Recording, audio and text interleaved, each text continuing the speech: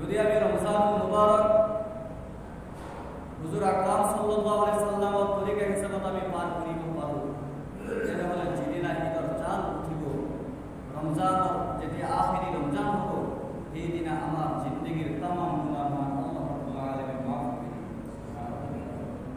আমি নিষ্পাপ মাসুম বেগুনাহ হৈ যাম। হাদিস পাকৰ মাজত আহিছে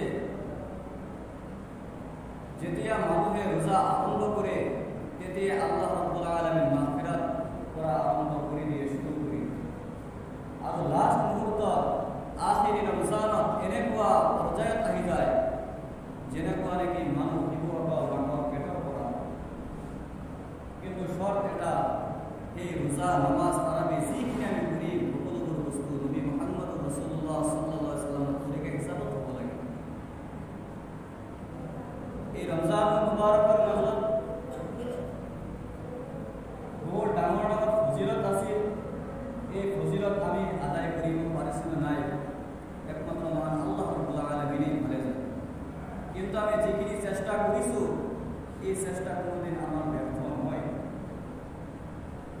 আমি যিসকলে আজি ইয়াতে ইতিকাফ কৰি আছো এই ইতিকাফ কোনোদিন ব্যৰ্থ নহ'ব, বেকাৰ নহয়। হাদিস পাকৰ মাজত পোৱা যায় যদি কোনো মানুহে ইতিকাফ করনেওয়ালা ইতিকাফ করিয়ে যদি কোনো সওয়াবত অংশীদার হয় অর্থাৎ উদাহরণ হিসাবে যেগুলো ইতিকাফ করে আছে সেগুলোর মনত দুঃখ হওয়ার কোনো কারণ নাই। যদি কোনো মানুহে মানুহক দেখুৱাৰ কাৰণে ইতিকাফ কৰে বা ঘৰৰ পৰা জোৰ জবস্তি যদি পঠাই দিয়ে মছজিদৰ ভিতৰত আপুনি ইতিকাফ কৰক মজবুৰ কৰে যদি তেনেহ'লে আমি সকলোৱে জানো সেই বান্দাই সওয়াব তাৰ নিয়ত বেয়া থাকিলে নেক কামৰ মাজত আল্লাহ ৰাব্বুল আলামিন সওয়াব দিয়ে। যদি মানুহক দেখুৱাৰ উদ্দেশ্য থাকে যিকোনো কামত যদি ৰিয়া থাকে তাৰ মাজত আল্লাহ ৰাব্বুল আলামিন কোনোদিন সওয়াব দান নকৰে। কিন্তু ইতিকাফ সম্পৰ্কে হাদিস পাকৰ মাজত আহিছে যদি কোনো মানুহৰ নিয়ত বেয়া থাকে যদি সওয়াব নাপায় এইখিনি হলেতো এই বান্দাৰ উপকাৰ হ'ব যে সেই 10 দিন কমসে কম গুনাহৰ পৰা দূৰত থাকে।